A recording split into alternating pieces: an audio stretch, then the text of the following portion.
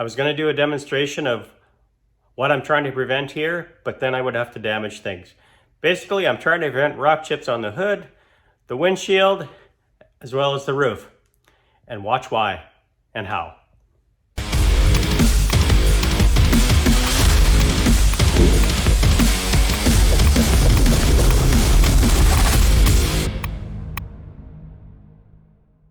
Hello, and thanks for spending some time with me today. In this episode, we're going to actually talk about how to protect this hood a bit. The reason you want to protect this, and this is very kind of front forward a bit compared to the rest of the hood, is this is going to get chipped all up for sure from rocks. It's definitely a hazard. You can put other protection on it. I got ceramic coating on it right now, but I don't feel that's going to be enough, and that's from past experience as well. And not only does it protect this portion, but it'll protect the hood, it'll protect the windshield, and it'll protect, and this is somewhat, not 100%, but somewhat also protect the roof. What it does actually is it helps the wind a little bit as well, kind of go over. But anything that does hit it, and a lot of things hit here and then bounce kind of or skim onto the hood, windshield, or roof. And it can actually de-energize, I shouldn't say de-energize, it can take some of the energy or remove some of the energy because the cushion of that plastic or AVS or whatever it is that it's made out of, some of the energy that when it does bounce a little bit, it actually can take some of the energy and some of the force away from making damage. On top of that, it's a little, because it's a little, it can compress a little more than metal can, it'll actually push back a bit so it can deflect somewhat a little better. I swear by them because I put them in other trucks. The Dakota, if you watched some of my previous videos, I put it on right away, and I never had hardly, like only a couple little chips on the hood. I never went through windshields unless it was a huge rock from a big truck, gravel truck or something like that happened.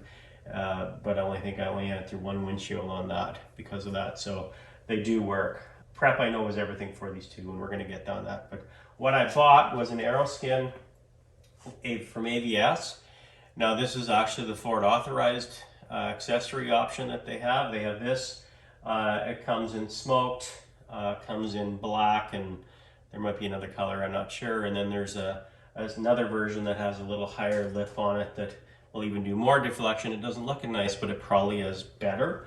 I kind of went in the balance of looks versus functionality and chose this one, and I'll show you how to apply that and how to put it on and give you kind of what my review is on it, I guess, from first impressions. So let's get it opened up. So this is the deal from AVS. It's a 322166. It's for the 19 to 21 Ford Ranger. Might be for the 22s, don't know yet because 22s aren't out. It's got a limited lifetime warranty. I noticed when it was shipped to me, it's got a little bent here. I hope that's not going to be a problem when I open it up. I did pop the top off just so I don't have to do it in front of the camera, but I need to open it up yet. And let's have a look at it. This is the smoked one. I think it looks pretty nice. On the AVS manufacturer's website, they say that this has some mechanical attachments as well as 3M. And when I just opened it up, I don't see anything else other than this whole thing here. Instructions, please read oh, there's instructions right here. So let's open this up and see what options we have. First we'll have a look at it. It's got a piece of plastic to protect it right now, which is good. I'm just going to do a dry fit here of the way it is, and actually that is going to look pretty nice, and it definitely will cover pretty good. So let's get the instructions here. Just going to set it there gently. Oh, wants to slide down. I'll set it up here for now.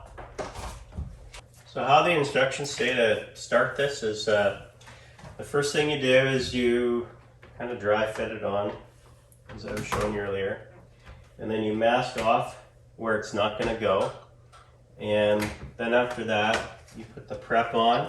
That's what this little pack is, this little pack, and then you pull.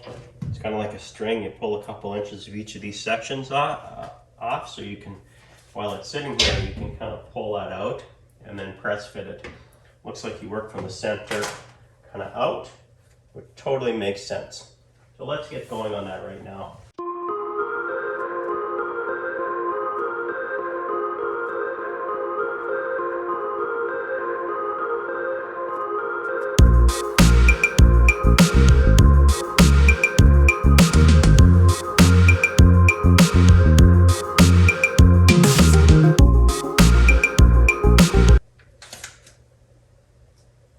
And I'm going to open the surface prep here.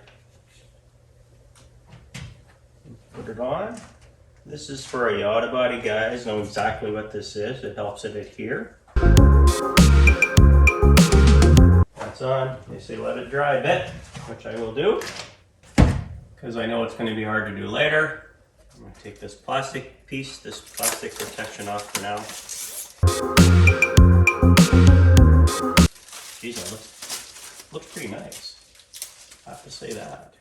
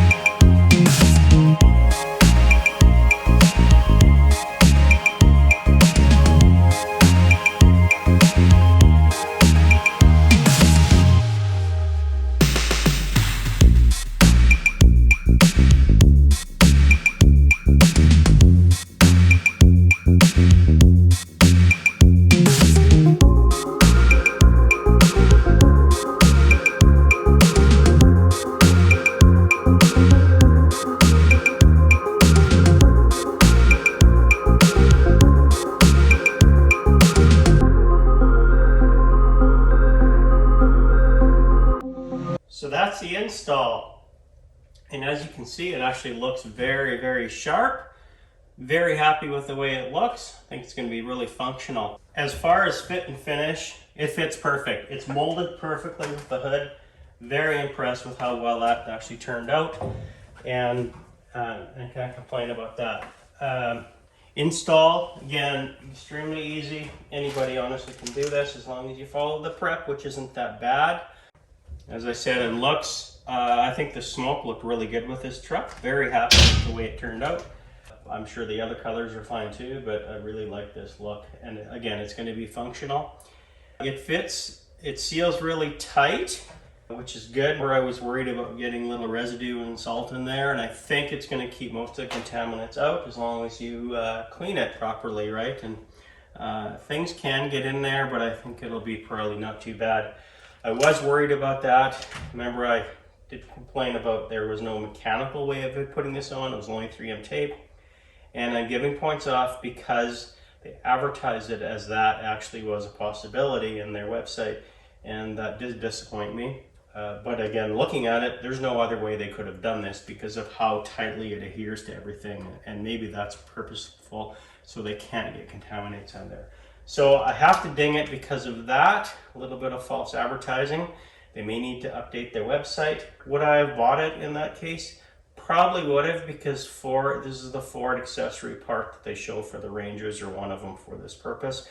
And since they usually look things over pretty good, I would suspect, because they don't want to back something that wouldn't be good. I mean, they don't want to have that risk. Obviously, they want to have the best for their people, and they don't spare any dollars usually for that, as you know, on the accessories. So pretty sure this would be something I would have bought even. So because of that, I'm going to give it around, I think, about a 9 out of 10, and it's really because of that reason that I couldn't give it a full mark other than that. But man, it looks sharp. So that's going to conclude another episode of basically putting an accessory on this truck. I hope you enjoyed it. I thank you for joining me on Slipping Time, and we'll see what else we can do on this truck. Probably doing things here and there. I do have a few other things I know I'm already ready to put in. One of them is an OBD2 scanner. Bluetooth thing that I'm going to do, and hope to get the parameters I want out of it, particularly the temperature readouts. I don't know if there's going to be any turbo boost gauge or anything in there, what type of sensors they have, but I'm looking forward to that, and I will unbox that and review and whatever app I use as well, and I'll show that to you. I've got a few other things that I want to do with this truck, and as we go along, I'll just keep showing them to you.